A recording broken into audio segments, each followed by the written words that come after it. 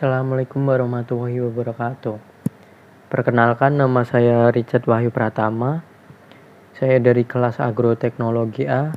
Di sini saya akan mempresentasikan makalah saya yang berjudul Pengendalian Hama Tikus pada Tanaman Padi dengan Sistem Minapadi.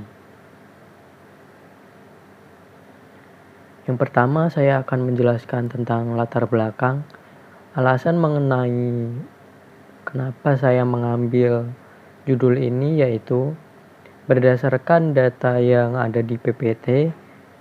Hal tersebut menunjukkan bahwa kebutuhan padi di Indonesia sangat besar. Namun, produksi padi di Indonesia masih belum tercukupi, sehingga dibutuhkan impor beras. Hal tersebut dikarenakan berbagai faktor. Salah satunya yaitu faktor kegagalan panen yang disebabkan oleh hama tikus. Berdasarkan latar belakang sebelumnya, diambil rumusan masalah, yaitu yang pertama, bagaimana cara pembuatan sistem minapadi. Yang kedua yaitu bagaimana perbandingan sistem minapadi dengan cara lain. Adapun tujuannya yaitu ada dua. Yang pertama, untuk mengetahui cara pembuatan sistem minapadi. Pada makalah ini dikhususkan berdasarkan hama tikus. Tujuan yang kedua yaitu untuk membandingkan sistem minapadi dengan sistem lainnya dalam mengatasi hama tikus sawah. Yang selanjutnya yaitu tinjauan pustaka. Padi atau bahasa Latinnya Oryza sativa merupakan masuk ke dalam golongan rumput-rumputan. Tanaman ini bukan berasal asli dari Indonesia, melainkan berasal dari daratan Asia. Asal aslinya yaitu dari India. Tanaman padi sendiri banyak dibudidayakan di Indonesia karena kebutuhan padi di Indonesia sangat tinggi. Beras dijadikan makanan pokok masyarakat Indonesia. Yang kedua yaitu tikus sawah. Hama ini banyak merusak berbagai tanaman di Indonesia. Bahkan hampir semua tanaman di Indonesia dapat diserang oleh hama ini. Hama ini juga menjadi penyebab nomor 1 kegagalan panen padi di Indonesia. Yang ketiga yaitu sistem minapadi. Sistem minapadi merupakan usaha penanaman padi bersama dengan budidaya ikan. Sistem ini dapat menghasilkan keuntungan yang berlimpah untuk petani. Namun sistem ini belum banyak digunakan oleh petani di Indonesia dikarenakan minimnya pengetahuan tentang sistem minapadi ini. Metode penulisan yang akan saya gunakan yaitu yang pertama, jenis penulisan. Jenis penulisan sendiri berupa deskripsi, yaitu dengan menjelaskan atau mendeskripsikan objek secara nyata. Yang kedua, metode pencarian data. Metode pencarian data yang saya gunakan berupa searching, yaitu menggunakan internet dengan bantuan mesin pencari. Yang ketiga yaitu jenis data. Jenis data yang saya gunakan jenis data sekunder, yaitu data yang digunakan sudah diolah terlebih dahulu oleh para peneliti ataupun sumber lain.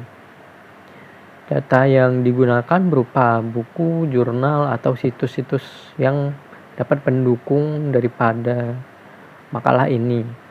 Metode analisis sintesis berupa metode deskripsi, di mana penggambaran objek secara nyata. Selanjutnya hasil dan pembahasan. Yang pertama ada cara pembuatan. Cara pembuatan meliputi persiapan serta pelaksanaan. Persiapan sendiri dapat berupa pemilihan lahan. Lahan yang digunakan haruslah memiliki air yang baik serta memiliki ketersediaan air yang banyak. Pelaksanaan meliputi penyiapan lahan. Penyiapan lahan berupa sawah serta kolam. Pemilihan benih. Benih sendiri dapat berupa benih ikan serta benih padi. Pemilihan benih haruslah baik. Yang terakhir yaitu perawatan. Perawatan sendiri yaitu pemberian makan daripada ikan itu sendiri serta pemupukan pada padi. Yang kedua, perbandingan. Perbandingan yang pertama yaitu sistem grobogan. Grobogan sendiri yaitu merupakan sistem untuk mengatasi masalah tikus dengan tangan manusia langsung. Sistem ini memiliki keunggulan yaitu ramah lingkungan. Sedangkan untuk kekurangannya yaitu kurang efektif. Penangkapan secara langsung dapat merusak daripada tanaman padi itu sendiri. Yang kedua yaitu menanam serai. Serai yang ditanam dapat berada di pematang sawah. Namun dengan menanam serai dirasa kurang efektif untuk mengatasi permasalahan padi. Kelebihannya yaitu ramah lingkungan. Yang ketiga, pemanfaatan predator.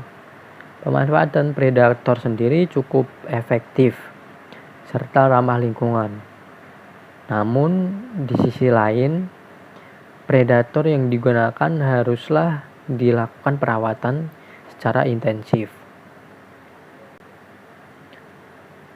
Berdasarkan yang sudah saya paparkan sebelumnya, kesimpulan yang dapat diambil yaitu yang pertama, pembuatan sistem mina padi dimulai dari persiapan yang meliputi pemilihan lokasi, serta pelaksanaan yang berupa penyiapan lahan, pemilihan benih, serta perawatan.